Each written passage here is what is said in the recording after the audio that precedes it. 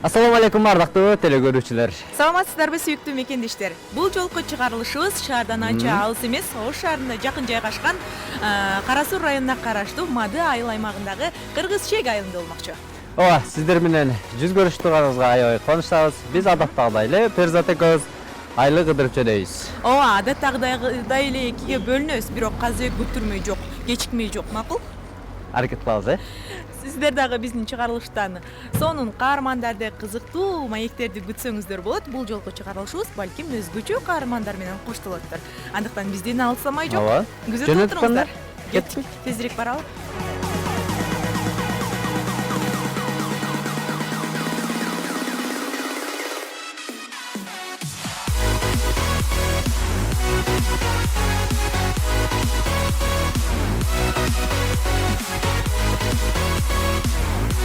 Assalamu alaikum. Aleyküm selam. Gel. Orada oyun oldu kegler. Ve Şirinday. Assalamu alaikum. Gelin gelin. Aleyküm selam. Gelin. Kırgыздын улуттук oyunu. Orada oyunundayım. Hazır kандай эки команда болуп ойноп атасыздар? Ek komanda. Beşte deko. Ek komanda. Ortamızda beldeşimiz var. Охо. Чоң байге барбы? Vayge var he.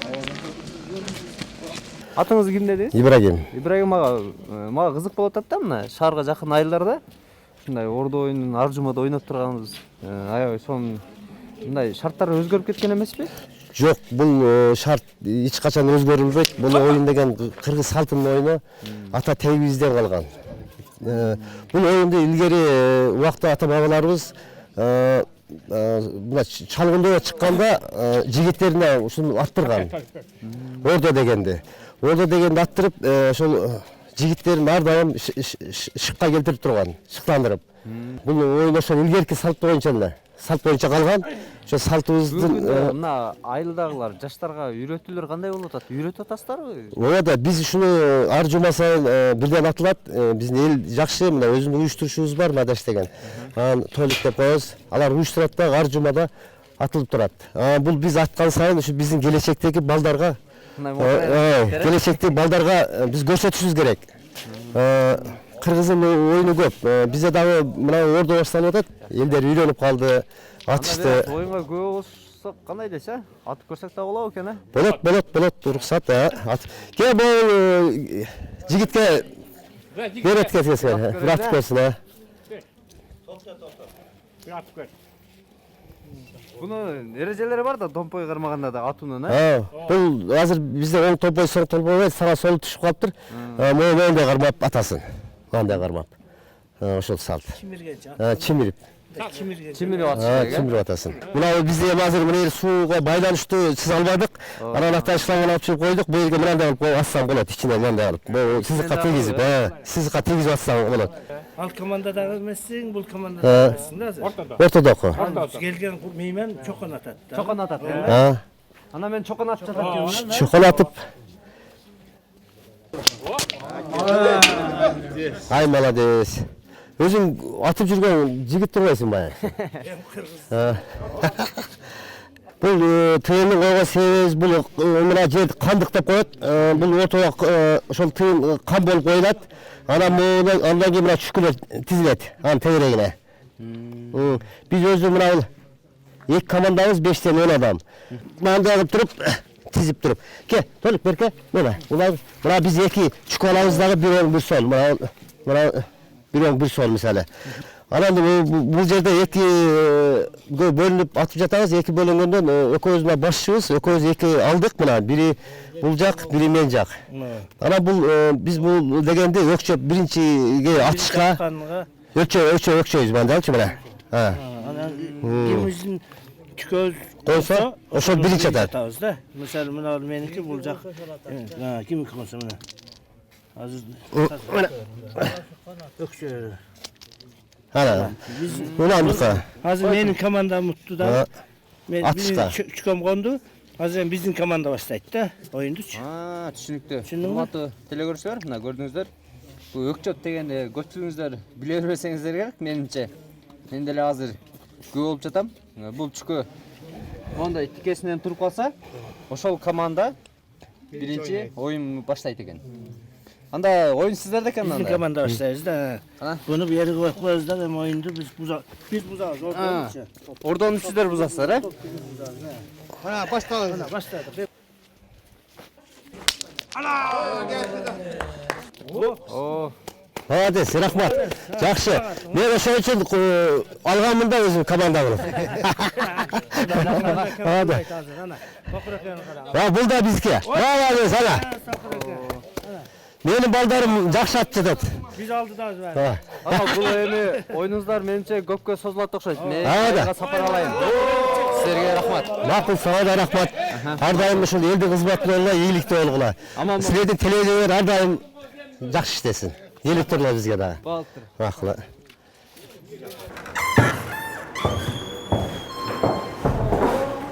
эжеке жакшы шарт түзүлүптүр эң мыкты жасалга жана ошондой эле баардык бул жактагы элдер дагы сонун компьютер менен камсыз болуптур мына ушул азыркы мага айткан нерсеңизди эле телекөрүүчүлөрүбүзгө дагы бир ирет кайталап айтып койбойсузбу эмне максатта түзүлдү бул компьютердик класс? Бул Данида коом негизинде миграция фондунун негизинде ушул аз камсыз болгон үй бүлөлөрдү ушул иши жок азыр миграция болуп чет мамлекетке барайын десе балдарын карагыдай эч ким жок, балдары жаш. Ошолорго ушундай айыл өкмөт тарабынан ушундай уюм ушулуп, бу да азыр 18 жаштан 50 жашка чейин 20 адам окуп жатат. Эмнелерди үйрөтөсүз? Аз негизгиси буларга офисный программалар, Word, Excel, PowerPoint, анан интернетке кирип, почта ачып, бири-бири менен кабарлашуу. Бул жакта эжекебиз аябай берилүү менен иштеп жатат экен. Эжеке, эмнени үйрөндүңүз? Эмне жасап жатасыз? Мен бул компьютерный класстан азыр класстер жасап жатам. Офистик программаларды үйрөндүм, слайд түзүштү үйрөндүм, интернеттен сүрөттөрдү алып, бул слайдка коюшту үйрөндүм. Ушундай көп программаларды үйрөндүм. Иштердин баары эле технология болуп калган, ошон үчүн үйрөнүп жатам. Эң мыкты, ишиңизге ийгилик анда. Дагы бул жакта тартышалычы. Мына өзүңөр көргөндөй, мисалы мына ушул кызы Самара PowerPoint программасы боюнча слайд түзүп жатат. Жакшы, Самарайым, саламатсызбы? Жакшысызбы? Эмнелерди үйрөнүп атасыз? Бул жака келгениңизге канча убакыт болду? Бул жака келгениме 1 айдан өттү. Компьютерден көп нерселерди үйрөндүк. Башта үйдө отуруп билбей болчубуз. Азыр слайд түзүп атам, Алкоосмоновдун өмүр баянылары боюнча. Мына ушул курска каттап жүрүп, алдыга кандай пландарды койдуңуз? Алдыга Кудай буйрса көптөгөн пландарды коюп атабыз.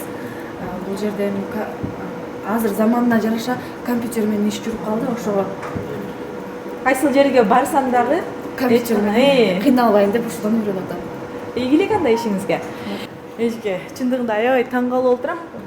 Кайсыл бир айылга барбайын, мына мындай нерсени көрө элек болчумун. Эң сонун айыл тургундарына жакшы мүмкүнчүлүк түзүлүптүр. Заман талабына ылайык мына ушундай компьютерди үйрөнүү менен биздин айыл тургундары же болбосо жергиликтүү мына ушул мүмкүнчүлүгү чектелгендер, аз камсыз болгон үй бүлөлөр сөзсүз түрдө иш менен камсыз болот деген ойдомун. Элетте жашоо дурус. Жумушсуздуктун алдын алуу максатында жакшы самалыктар ишке ашырылып келет.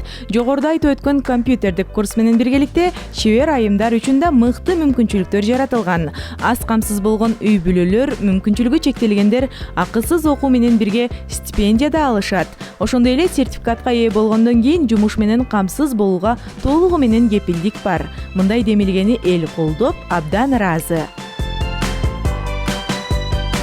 Айылга киргенде эле эң алгач бизде тарых таржымалы кызыктырат. Кыргыз чек деп эмне себептен аталып калган? Кайсыл уруулар жашайт? Мындай маалыматты биз албетте көптү көргөн, көптү билген айылдын кадыр барктуу аксакалынан сурап көрөбүз. Биринчи биздин ата бабалар дегенде ак суу боюнан көчүп келишкен экен. Ак суу боюндагы Кодогочундар деген айыл болгон. Төлөйкөмдүн жаны. Ошо жерден көчүп келгенде ушул жерге жалаң кыргыздар келип, бир 15-30 үйлүү кыргыздар келген. Биринчи келгенде бул жерди камыш баскан жер экен. Токой эмес. Токойдун аз-маз болгон, бирок камыштуу жер болгон да. Ан келип жерди аздан тазалап, айыл кылып, ар бир дөңгө отуруп алышкан экен. Анан 23-24 жылы колхоз уюшулганда биринчи колхоз кыргызча атындай колхоз деп ат алып қалған. Анан колхозға әрбірі малын берген, қойын берген, үйін берген, ат арабасын бергендеріне анан колхоз ұйыштырылған екен. Бірінші Қырғызчек атында колхоз болып түзілген да. Адигене тағай мұңғыш деп қояды. Ұқсаңар керек. Ошо мұңғыш деген ұйырынтан бөлінгенде Құдай үшін Төлөйкөн, Шапалақ, Соқолық, Көкжатық дегендер бар да, Сарай, Савай, Жуош дегендер бар. Ошолар бірігіп бір мұңғышты түзеді. Мұңғыштың ішінен теке Құдай осында үшеге келіп жасап қалған. Мыйман достығы жағынан жақшы, бірбіріне ұзату қылған жағынан жақшы азыр балдар. Ынтымақ.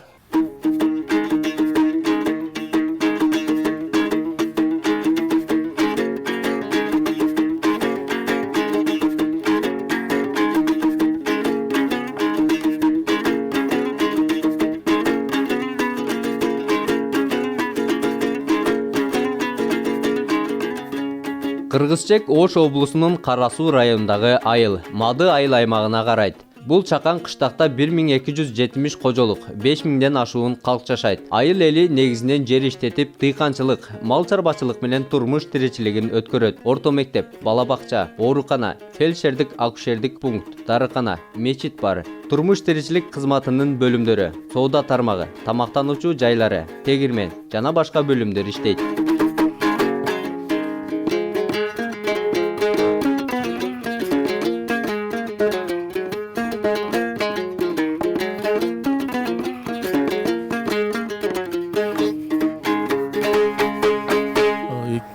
Жылы ушул Кыргызчек айылында таза суусу жок. Көчөлөргө таза суу чыгардык жергиликтүү бюджеттин эсебинен. Ошондой эле жаңы конуштарга электр мамчаларын алып берип, электр энергиясы менен камсыз кылдык. Ал эми 19-жылы дагы ушул 18-жылы жетишпей калган ушундай маселелер бар.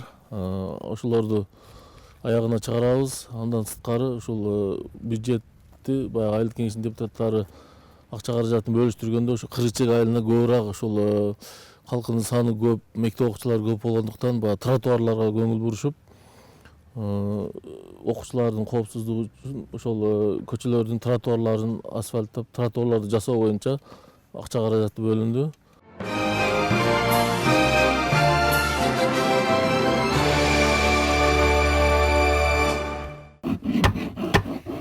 Мен азыр сиздер менен каарманды тааныштырып өтсөм, жанындагы аба Маматали аба. 83 жашта. Кулагым сар оорураак кызым. Мынакей, өзү айтып атат, чындыгында. Катуураак сүйлөсөм, Ошон үчүн катуураак сүйлөп жатам. Катуураак суроо берип жатам. Өзүңүздөр байкагандай эле, мына ушул жашка келгенде дагы бирок колунан өнөрү түшпөгөн аксакалыбыз болгондо дагы бир гана өрүктөн комуз жасаган аксакалыбыздын өнөрүнө сиздер менен биргеликте күбө болуп жатабыз.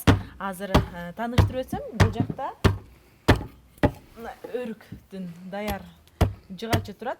Этап менен жасап жатат. Бул эми биринчи өрүктүн жыгачын алып келсе, андан соң мына минтип ичин оюп, өзгөчө оюу чийлөрдү түшүрүп, чиймелеп, андан соң мына минтип комуз даяр боло калат. Өзгөчө соонун өнүп чыгарган комуздарды мына ушул абабыз өтө берилүү менен, кылдаттык менен сонун жасап, залкарлардын талантынын тапталышына, залкарларга көптөгөн биздин залкар инсандарыбызга мына ушул комуздарды дал ушул абабыз жасап берет. Аба, жашыңыз бир топко барып калыптыр. Эми ушул иштерди жасоо сизге кыйынчылык туудурбайбы? эми караганда эрбек болот экен. Сопо эле тулку эле жата берсең касал болосуң. Мында кыймылдап турсаң кан жүгүрөт. Абабыз ушул бир гана комуздан өрүк чабат деп уктук. Башка жыгачтардан да жасап көрдүңүзбү? Башка жыгачтардан жасадым. Кандай болот экен? Туттан жасадым. Кайрыгачтан жасадым. Алардын өзгөчөлүгү кандай болот экен? Өзгөчөлүгү. Өзгөчөлүгү эч жок кызым. Мына өрүк комуз деген бакка өзгөн күрүш дегенде аты чыгып калган. Кыргызга өрүк комуз жүрөгүнө кадалып калган. Ал эми ошонбай өріктен тандап чабылған, бишкулпақ жібектей күлік бұратпай бағылған деп ырдаған, қарағай қақпақ жауылған деп. Негізінен ошол атышып қалған өрікті. Ава эми бул комузду канча убакта жасап бүтөсүз? Канча убакыт талап кылынат бир комузду бүтүргөнгө? Bir komuz жасаш үшін yeme ulgay koyan adamın palancan cıldık bolurdu. Dese yakı geçip kolan. 40 bolurdu, aşk uday olurdu dese yakı geçip kolan. Taşta koy geçelim. Boşoğon dele жасай koyam debeysizби? Boşoğon dele жасай koyam debeysizbi? Oşantip ettep vaktini taap büzülem de. Siz özünüzde komuz oynayısızbı? Yok. Oynamayısızbı uşunça Şu жасап? komuzu oynaştı bilmeyim.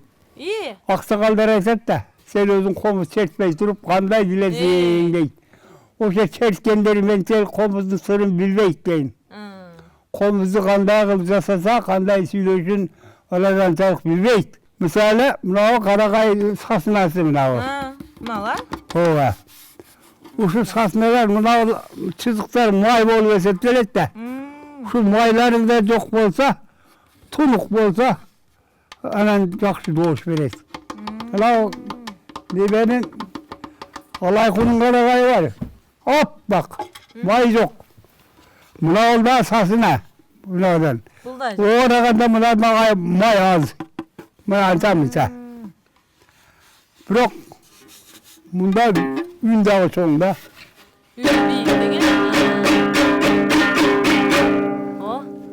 Бул авам айткандай эле чындыгында өрүктөн жасалган комуздар эң мыкты бааланат. Кыргыз эли негизинен мына ушул өрүктөн жасалган комуздарды сатып алышат, баалашат.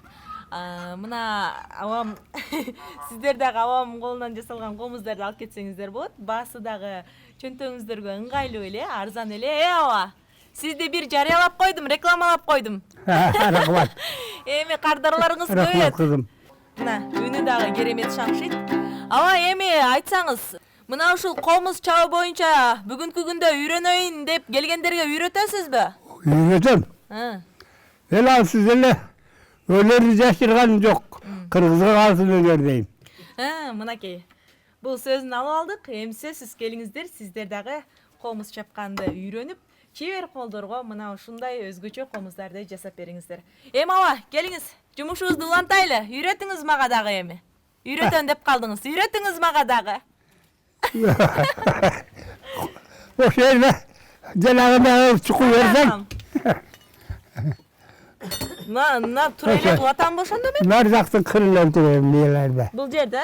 Ооба.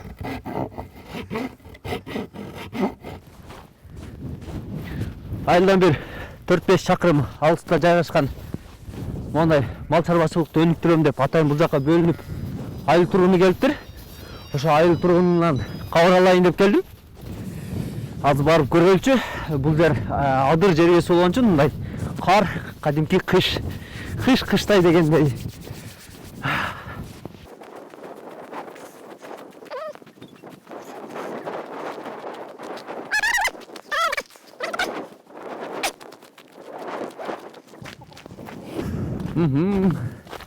Бул жака аябай соңуп пресстер жыйыптыр. Тоyut жайында экен. Үстүнө кара болуп иттер жатапка.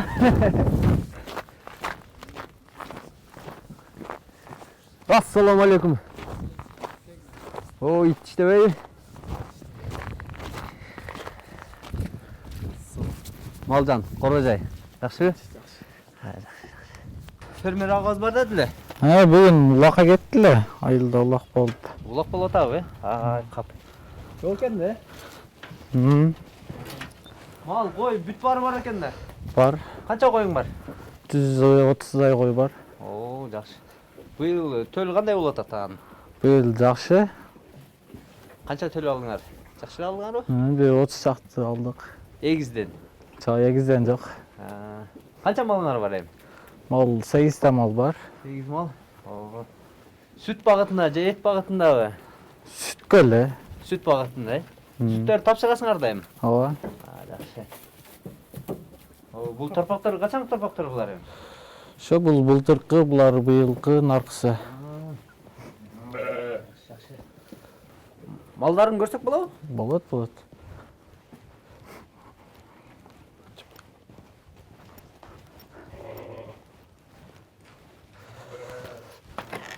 жакта малдар.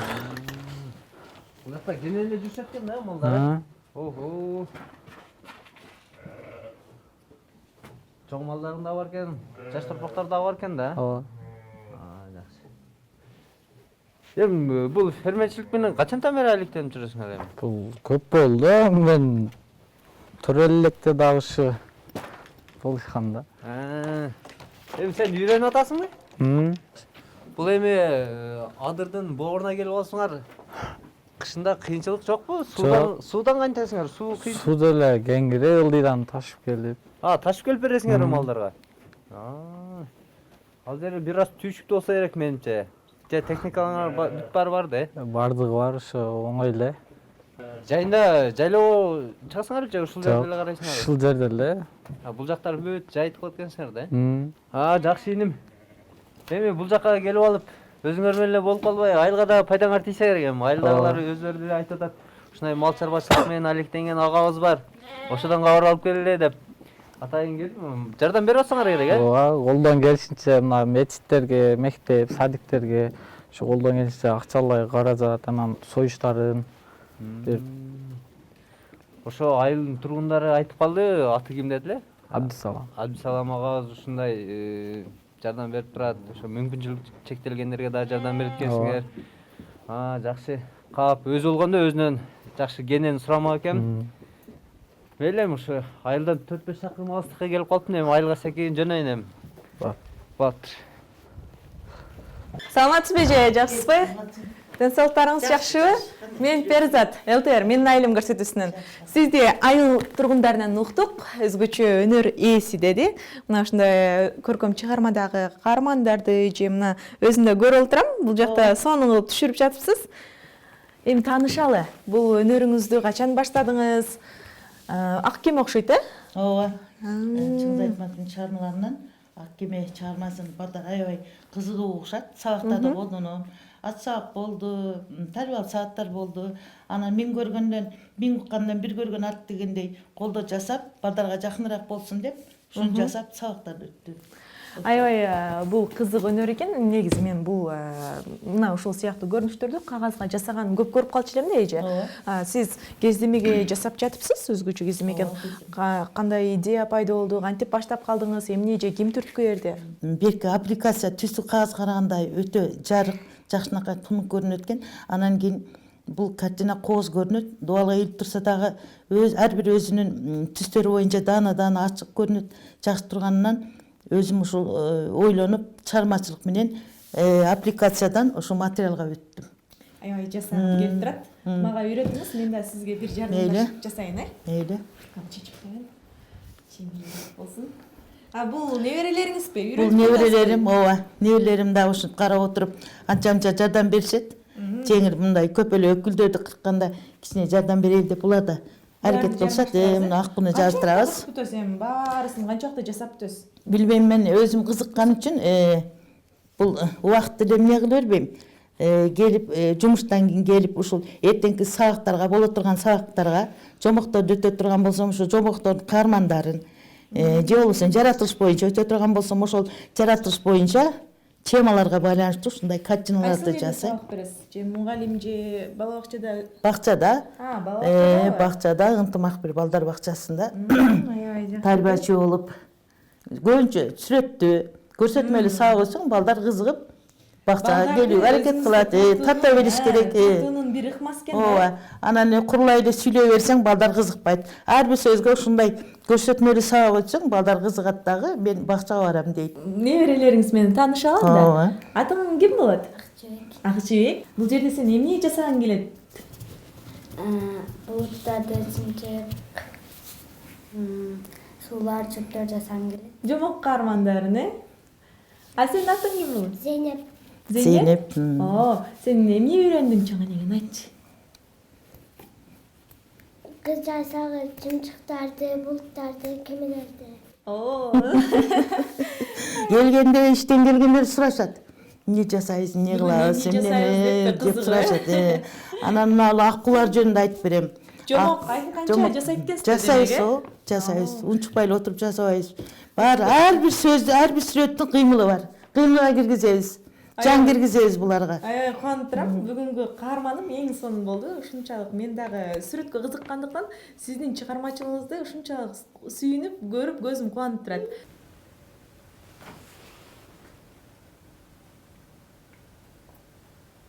Ага, мен түстү тура эле берип атам же бир аз туура эмес болуп калдыбы? Туура эле. Жарыгыраак болуш үчүн дагы бересиң, объем чыгарып. Объем чыгарыш керек, э? Туура эле. Бул объем дегени бул аттын даллары, бели, жамбашы дегендей мындай ийилчек формада болгон үчүн формасын чыгарып, ошого жараша түс бериш керек экен. Ага. Ошол. Албетте, көрүүчүлөргө да кызык болсо керек. Бул жак аганда тааныштырып кетейин. Улан ага 28 жылдан бери ошол сүрөтчүлүк менен алектенип, бул айылды эң эле көрүктүү сүрөтчүлөр экен. Бул Кемерово шаарынан бүткөн агабыз сүрөт академиясын. Ага эми бул көрүүчүлөргө да аябай кызык болсо керек да. Ошол май боек менен иштегенде сүрөттү тартууда биринчи эмнеден башташ керек ушу? Телекөрүүчүлөргө бир аз көрсөтүп кетпейлиби? Эскиз даярдап, ошол туура жайгаштыруу композициясы. Туура жайгаштырып, анан баштайбыз сүрөттү. Биринчи ошо баштаганда карандаштын жардамы менен тартып алабыз. Анан башталат. Жана биз тартып алган могу карандаштын жардамы менен, э? Ооба. Бул передний планда турат да, аттын эмесичи, жайгашканы. Ошон үчүн деталь менен бардыгы ордордунда болуш керек да. Мына немеси чөткө көрүнүш керек немесичи. Берки бул жакын жерден болот атпайбы? Бул композициясы ошондой түзүлгөн да. Эң главный кыймыл аракети аттын. Ушул жерде көп жакшы иштеш керек. Ошондо аттын немеси чыгат, объем. Ушундай. Ар бир бөлүгүнө майнаш керек экен да, деталын, Жадабайсың да, бир көргөндөн кийин эле, бул сүрөтпү деп. Бул кол менен тартылган сүрөт менен фотонун айырмасы ошондо. Бул адамга тартып турат өзүнчү. Май боек менен тартылган сүрөт эми бул ойлонуп тартып атпайбызбы экөөбүзчү. Ошол кистилер койгон жериңде койгон боюнча калат. Ошо ордорунда турса келип эле ойлонгон боюнча баягы жерди табып алып иштей бересиң. Демек, мына столчоңуз бул сүрөт жыйылбайт экен да? Жок, жыйылбайт. Биздин жылдап айлап дегенде. Күн батканына карабай айыл кыдырууну уланта бердим. Анткени мени кызыктуу каармандар күтүп турган эле. Айылдын даңкын даалайга чыгарган спорт чеберлеринин машыккан залына бир баш багып өттүм. Бул жерде 8 жаштан 19 жашка чейинки уландар спорттун самбо туру менен машыгып жатыптыр. Айта кетсем, ушул эле айылдан чыккан балдар Орто Азия деги эле дүйнөлүк мелдештерге чыгып, ийгиликтерге жетишкендер дагы жок эмес.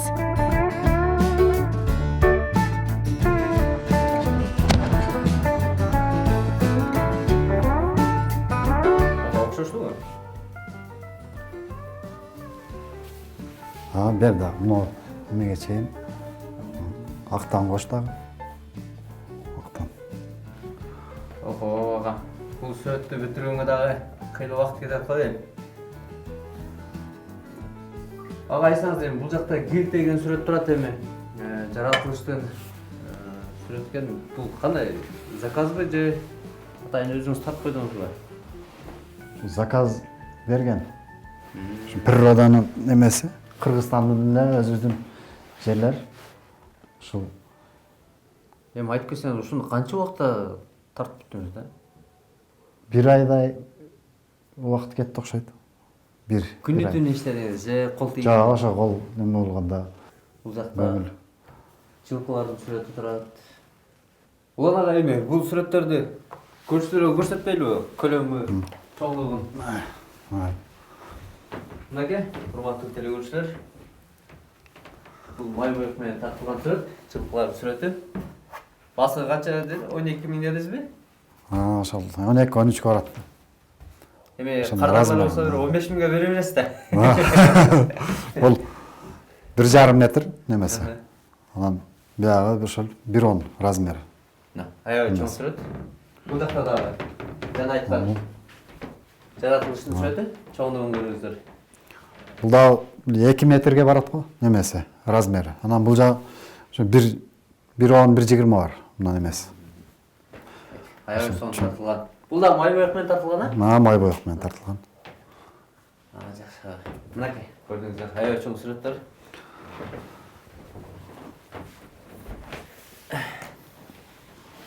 Мынакей, азыр эле сиздерге көрсөткөн чоң сүрөттөрдүн бири. Мына, дагы бир сүрөт чыгарылып турат. Сиздерге жана сыр сактап турган элем. Биз ага айтып кеткен эскиз деп коет. Мынакей. Ушул сүрөттү тартып баштадык. Кудай калса бул сүрөт бүтүп калса, ушундай сүрөт болуп чыгат. Ага. Ушул. Эскиз. Бул жерде аганын мондай шаймандары бар. Өзүңүздөр билесиздер. Не деп коюшат ага жана? Палитра да. Палитра, ошондой эле мындай кистери бар. Аганын ушулар менен тартат экен. Албетте аганын өзүнүн баягы сүрөтчүлөрүнүн усталарынын шайманы болгондой эле бүт шаймандар бар экен мындай. Ушулар менен ага сүрөт тартат экен. Аганы жумушты баштай берели, А.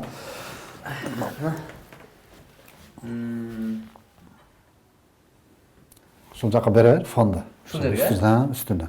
Мына жерге? Үстүнө. Жана сүрөтчүлөр ошо бүйтүп көздүн кыры менен карап, ойлонуп коюшат го.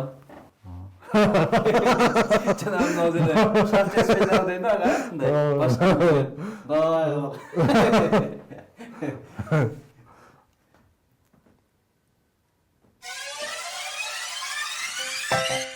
Чындыгында бул айылда чеберчилик өнөрүнүн жогорку деңгээлде өнүккөнүн баса белгилебесек болбойт. Бул карманым курактын өзгөчө түрлөрүн даярдап, айыл элине өз пайдасын тийгизип келет. Анын жасаган эмгектерин көрүп көз жайнайт. Түрдүү кездемелерди ар кандай формада кыркып, зерикпестен бири-бирине улаштырып чыкканын көрүп, менин да кызыгуум артты. Айрыкча сырттагы чайнекке жапкычы мени өзүнө тартпай койгон жок. Ар бир жасаган эмгеги менен таанышып олтуруп, убакыттын өткөнүн да байкабай калыптырмын. Баса, Казыбек мени күтүп калды окшойт. Же дагы адатынча кечигип жүргөндүр.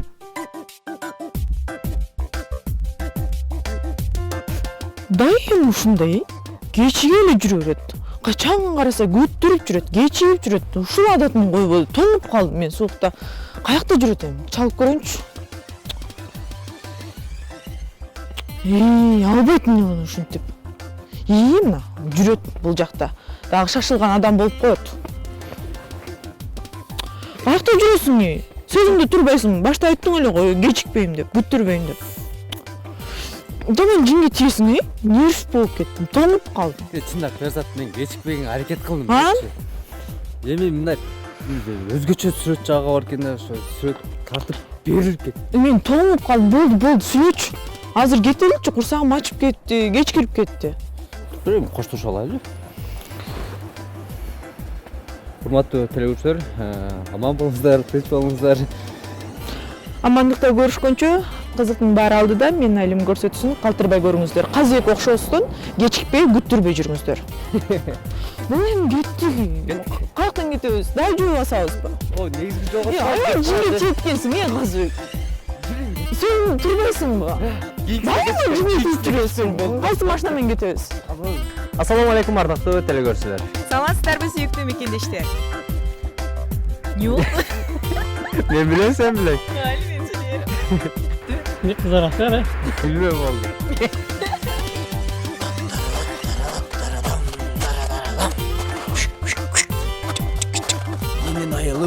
Менин айылым, айылыңа чакыр, мен барамын, подаркадан беремин, калганын айтпайм дарада.